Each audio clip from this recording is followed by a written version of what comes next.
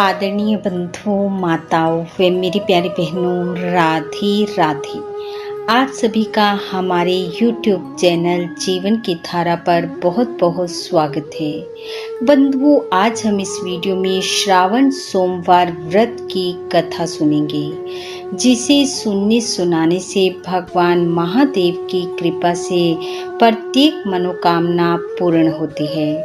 कथा कहानी सुनने के बाद यदि आप हमारे चैनल पर नए हैं तो कृपया हमारे चैनल को सब्सक्राइब करें, बेल आइकन को प्रेस करें ताकि हमारी वीडियो की नोटिफिकेशन सबसे पहले आप तक पहुंचे। वीडियो को शेयर व लाइक भी जरूर करें। बंधुओं, श्रावण माह भगवान भोलेनाथ का प्रिय माह और सोमवार भगवान महादेव का प्रिय दिन है। वैसे तो श्रावण माह की प्रत्येक तिथि व्रत तुल्य है, फिर भी यदि आप पूरे श्रावण माह व्रत न कर सकें तो श्रावण सोमवार व श्रावण शिवरात्रि का व्रत अवश्य करें।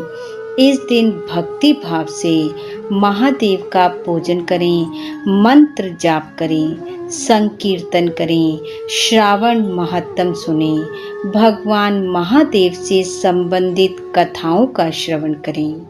बंधुओं, भगवान भोलेनाथ भक्त की थोड़ी सी ही की गई सेवा पूजा से अत्यंत प्रसन्न हो जाते हैं और आप जानते हैं कि यदि महादेव प्रसन्न हो जाएं तो भक्त को वो दे देते हैं जिसकी उसने कभी कल्पना भी नहीं की होती। इसलिए बंधुओं, भगवान का बहुत ही प्रिय माह चल रहा है। यथाशक्ति पूजा पाठ, व्रत, उपवास, मंत्र जाप, जो हो सके जितना हो सके महादेव की प्रसन्नता के लिए अवश्य करें। इतने शुभ व फलदायक समय को व्यर्थ में ना गवाएं। तो आइए आज हम सुनते हैं श्रावण सोमवार की कहानी, जो कि इस प्रकार है। कथा कहानी के अनुसार प्राचीन काल में विचित्र वर्मा नाम का एक राजा था। राजा भगवान शिव का भक्त था, परंतु संयोगवश विचित्र वर्मा के कोई पुत्र नहीं था। उसके केवल एक ही पुत्री थी, जिसका नाम सीमांतनी था। सीमांतनी भी अपने पिता की तरह भगवान शिव की पूजा किया करती थी। शिवालय जाना उसका नित्य का नियम था। आंधी वर्षा आने पर भी वह भगवान शिव के दर्शन करने से नहीं टलती थी। सीमांतनी एक सुशील और योग्य कन्या थी। राजा विचित्र वर्मा पुत्र न होने के कारण दुखी रहता था, पर जब वह अपनी सुशील कन्या को देखता तो प्रसन्न हो जाता। सीमांतनी के युवा होने पर विचित्र वर्मा को उसके विवाह की चिंता हुई और उसने अपने मंत्री को अपनी पुत्री के लिए योग्य वर खोजने के लिए भेजा। मंत्री नल पुत्र चित्रांगन को सीमांतनी के योग्य वर जानकर विचित्र वर्मा के पास ले आए। विचित्र वर्मा ने उसकी योग्यता को समझते हुए अपनी पुत्री सीमांतनी का विवाह चित्रांगन से कर दिया। राजा भी योग्य दामाद पाकर बहुत खुश था।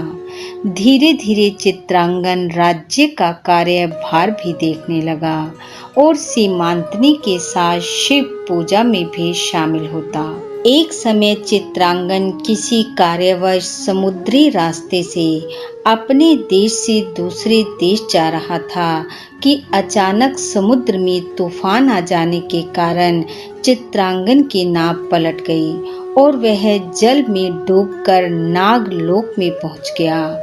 इधर समुद्र में तूफान आने और चित्रांगन की नाव पलटने का समाचार विचित्र वर्मा और सीमांतनी को मिला तो वह शोक के सागर में डूब गए। संयोगवश वह समय श्रावण मास और सोमवार का दिन था। सीमांतनी ने भगवान शिव का व्रत रखा हुआ था। यह समाचार पाते ही वह कुर्री पक्षी की भांति विलाप करने लगी और भगवान शिव के मंदिर में पहुंच गई। शिवलिंग पर सिर पटकते हुए कहने लगी, हे भोलेनाथ, मैंने आपकी पूजा सच्चे मन, कर्म और वचन से की है, तो मेरे पति को वापस ला दो। इस तरह विलाप करती करती वहीं शिवलिंग पर सिर पटके पड़ी रही और आंखों से बहते अश्रुओं से शिवलिंग का अभिषेक होता रहा। भगवान भोलेनाथ उसकी इस दशा को देखकर प्रकट हुए और बोले, उठो पुत्री, तुम्हारा पति मेरे ही नागों के लोक में है और वह शीघ्र ही लौटेगा। ऐसा सुनते ही सीमांतनी सक पका कर उठी। इधर उधर देखा तो कुछ भी नहीं था। तभी राजा के सैनिकों ने आकर संदेश दिया कि चित्रांगन लौट आए हैं। सीमांतनी ने भगवान भोलेनाथ को प्रसन्नता पूर्वक प्रणाम किया और शीघ्र ही घर पहुंचकर अपने पति को पाया और ये सारी घटना अपने पिता विचित्र वर्मा और पति चित्रांगन को बताई। सभी बहुत प्रसन्न हुए।